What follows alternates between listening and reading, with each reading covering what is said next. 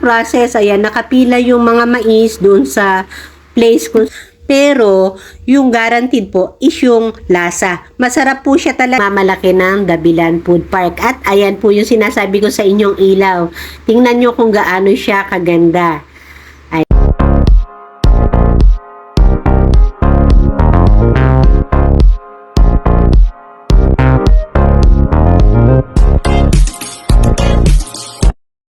Hello, magandang araw po mga ka-neighbors at magandang araw po sa ating lahat. For today, ang ating po magiging topic is about a very promising food park po dito sa Dabilan area. Dito po yan sa Carmona, Cavite.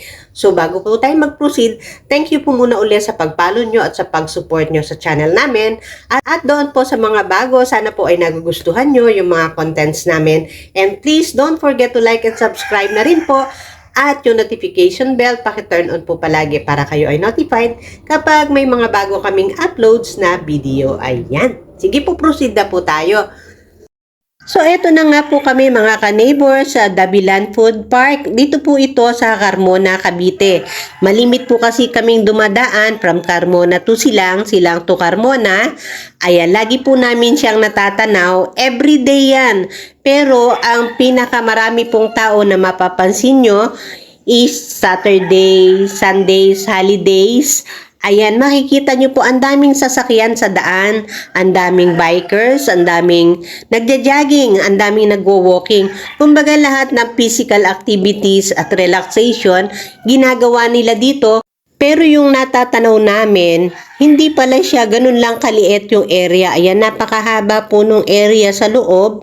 Marami talagang tindahan. Pag tinanaw mo siya sa labas, parang nasa entrada lang. Pero pag pumasok po pala kayo, mahaba yung lugar, mahaba yung paradahan ng sasakyan. At hindi ko lang sure kung ano yung place kung saan papunta yung pinakadulo ng daan. So sa haba po, wala na yung mga tindahan, mga sasakyan na lang at mga nagwo-walk na lang yung nakita namin. So pihit na po kami para i-hunting namin yung dahilan kung bakit kami napapunta dito. Mangha-hunting po kami ng mabangong inihaw na mais. Ayan, naamoy niya raw nung dumaan siya kanina. And by word of mouth, nabalitaan niya na po na masarap yung mais. So ayan, talagang hindi niya po pinaligtas yung chance at talagang dadaan daw po kami bago umuwi kahit medyo may kadiliman na. At tamang pasyal na rin naman po kasi nga malimit nga naming nakikita. So ngayon, makikita na namin in details kung ano talaga itong nasa loob. So mga food stall po yung naandito.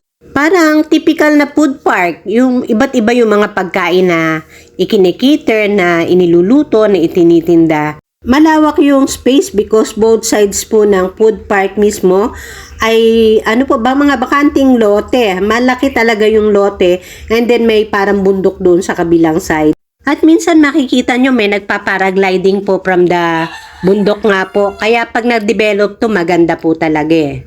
At takaw pansin po itong isang food stall na ito kasi parang maganda yung mga tinda niya. And at the same time, ayan na po, nakalagay na po kung ano yung mga tinda at kung magkano. So nag-try po kaming bumili ng lumpiang sariwa. At sa presyo po na 3 for 100, hindi na po masama. Hindi naman siya mahal, hindi rin naman siya kamurahan. Pero yung guaranteed po is yung lasa. Masarap po siya talaga. Then after nga po dito sa food stall, ayan, lakad po ulit kami. And then, syempre, titingin-tingin kami ng mga iba pang stalls na pwedeng mabilihan or ano lang, etchusera. Titingnan lang po natin yung mga foods na tinitinda nila kasi nga first time natin sa lugar. Syempre, para kang nagka-canvas or titingnan natin kung ano yung mga kinikater pa nilang ibang foods. At nakakita rin po kami dito sa isang area ng, ayan kasi nga po malawak yung space. Ayan, may camping site po dito. Ang kulang lang talaga dito sa place kasi nga, hindi pa siya fully developed siguro.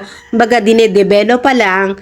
Wala pang ilaw. So, ang ilaw lang, nagmumula po dun sa mga food stalls at saka sa mga sasakyan. But anyway, nag-start na po ang Carmona or dun sa road kung saan nakapark yung sasakyan namin sa labas. Napakaganda na po ng kalsada doon. Ang dami po ng lamppost at na may ilaw na gumagana, pati po yung mga daan merong mga magagandang ilaw. At doon pa po sa ibang places ng papuntang Carmona or even doon sa papunta ng Silang, nag-i-start na po ng paglalagay ng mga ilaw. Kaya sooner talaga pong makikita nyo, napakaganda po ng kanilang daan. Maliwanag na maliwanag. Hindi lang maliwanag, kundi maganda nga po gawa ng mga ilaw doon sa mismong kalsada.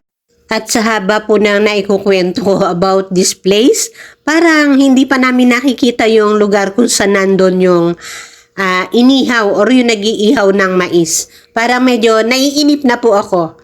So siguro dun pa siya sa mandang dulo or dun sa bukana kasi naamoy niya. Ay, eto ang ganda, cotton candy. Ayan, nung bata kami, mahilig kami dyan. At makikita mo lang siya during piyesta ng Silang. Ayan, kasi taga Silang kami. So makikita nyo lang na mag-a-appear yan nung araw. Ayan, nahalata po yung edad. Pero nung araw talagang ganun, piyesta lang po makikita yung mga ganang bagay. Na ngayon, ayan, very karaniwan na lang sa mga food park na, ayan, gaya nga po nito. So to anyone na mahilig sa food trip, tamang-tama po itong place na ito sa inyo. Very accessible naman. From kung manggagaling kayo ng Silang, pasok lang po kayo sa Kaong, sa Mallorca Villas. Ayan, lalabas na po kayo. Meron naman pong mga signage kung saan kayo dadaan. At ang lalabasan nyo po bago kayo pumunta ng Carmona Bayan is itong Dabilan Food Park.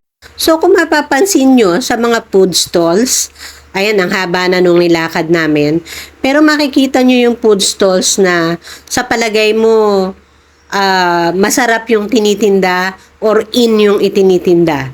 Marami po kasing tao sa harap. It's either maraming nakakumpol na tao sa harap or either maraming nakapila.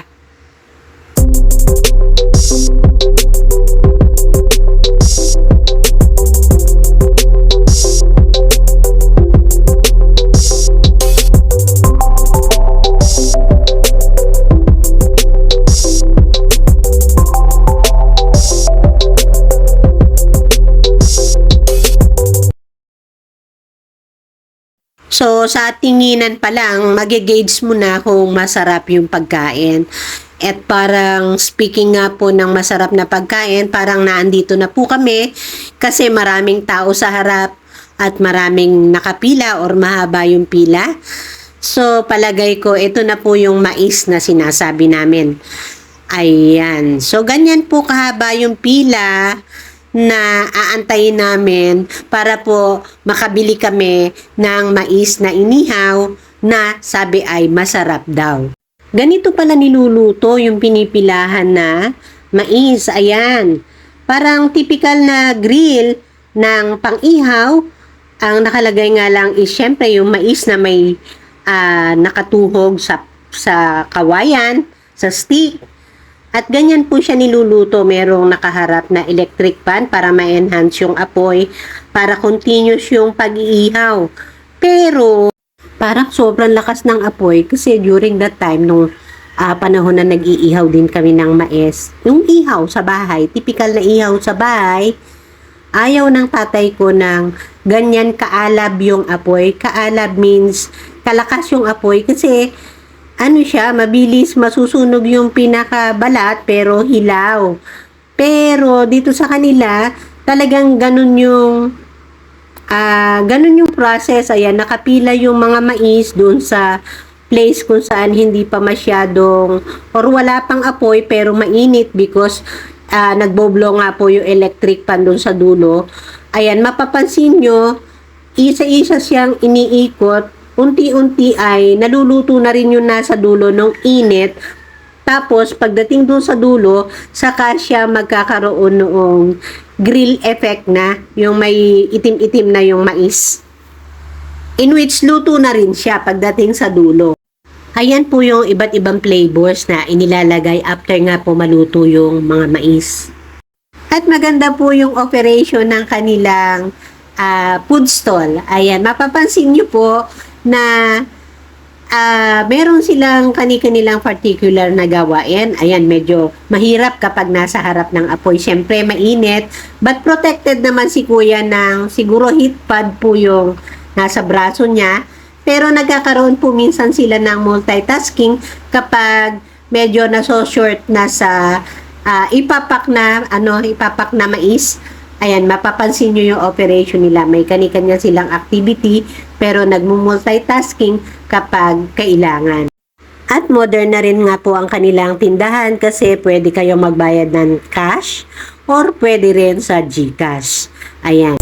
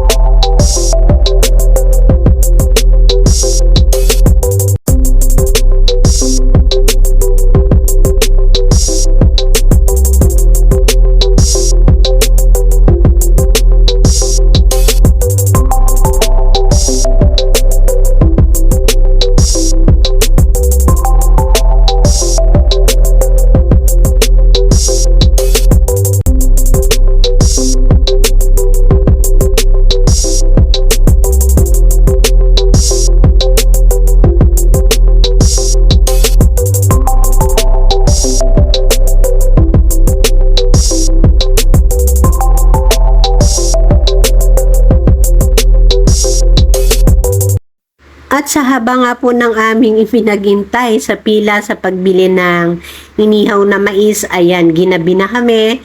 So, papunta na po kami sa aming sasakyan. And then later, matitikman na po namin yung mais na pinagmamalaki ng Dabilan Food Park. At ayan po yung sinasabi ko sa inyong ilaw.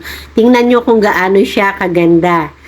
Ayan, kumikislap both sa itaas po at doon sa baba.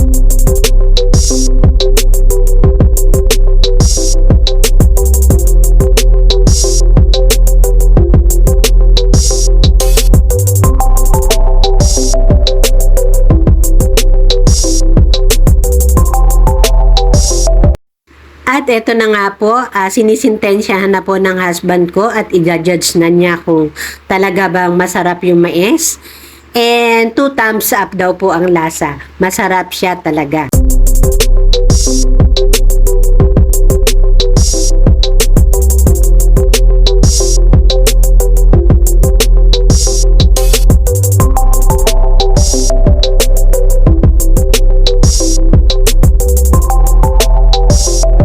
Mga ka-neighbors, at naibahagi na naman po namin ng isang pang-araw-araw naming nadadaanan, pero ngayon lang namin napasyalan. Sana po nagustuhan nyo, at kung meron po kayong time or kung kayo ay medyo malapit lang sa Silang, sa Carmona, or medyo napadaan along the way, lalo na kung Saturday, Sundays, and holidays, ayan, napakarami po pala yung mga tindahan doon. At very masarap po yung mais na natry namin at saka yung lumpiang sariwa na binili namin. Okay, sige po, yan na lang po. Thank you po and bye-bye!